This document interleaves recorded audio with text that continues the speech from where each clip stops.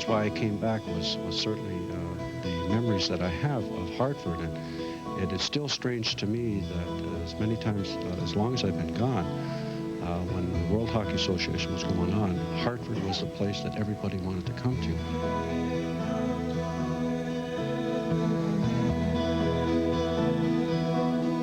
Shortly after 4 o'clock this morning, 4:19 a.m. to be exact, the roof of the Coliseum portion of the Civic Center collapsed. We got a call at like 6 in the morning from a radio station. He said, the guy said, well, the roof has collapsed. What do you think? Or what do you meant to say at 6 in the morning? I said, this is a prank, and I hung up. The guy called back, and then I knew it wasn't a prank. The Whalers are home again. The Coliseum is completed, and the Phoenix did rise from the ashes, and Hartford will move on.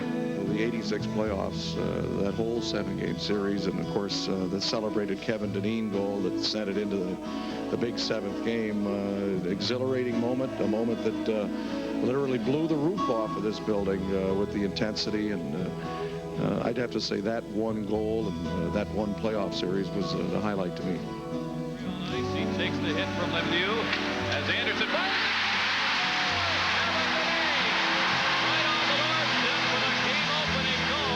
Kevin Dineen got the better of him. There's the face-off and puts the finishing touches on it. And the Hartford Whalers have deadlocked this best-of-7 Adams Division final at 3 games apiece. I can remember quite a few years ago, I'm not going to date myself, but we played a game against Buffalo to clinch a playoff spot after missing the playoffs a number of years in a row, and that was a team that was on the way up like this team, and I can remember scoring a goal to kind of clinch the game, make it, I think, a 2-goal game with about a minute left, and tonight reminded me a little bit of that game. So, the fans were just fantastic. They were a big part of that tonight. Sanderson now looks it over. Shoots! Scores! Hey, what do you say, Jeff Sanderson? A big power play goal, and the Whalers lead it 3-2. The years when the Edmonton Oilers were playing, like they won Stanley Cups. The Whalers beat them one Sunday afternoon here, 11-0, and they had like Mark Messier, Wayne Gretzky. I remember being a little kid with my dad. That was like the best win I've ever saw. Tony Curry to center, right side for Crawford. Thinking alone a shot, a save, a rebound, a shot, and a goal! I don't know when I've seen such an explosion in this Hartford Civic Center. Just it's a blur in a lot of ways when you look back. A lot of excitement. All the games, so often they're so close, and I can remember Blaine Stoughton scoring games one night. They came back from about 4 goals down in the last period and beat the Canadians back when they were a new team in the league. I remember when the Whalers, when they played at the Boston Garden, and when they was known as the New England Whalers before they changed their name to Hartford. And I remember when they first played in the old Boston Garden, before the Boston Garden that got demolished, but they had a wonderful team. I can remember back in the early days, Mike Liu used to carry this team for like the first 5 or 6 years. They were like one of the worst teams, and they built themselves up. And finally in '86, they made the playoffs. And I remember Liu, just one night, he had like 50-something saves in a game one night. And this place just went crazy. I went to the Buffalo game earlier in the year, the first one, where Curtis Decision scored that goal. And it was really fun, considering that they won.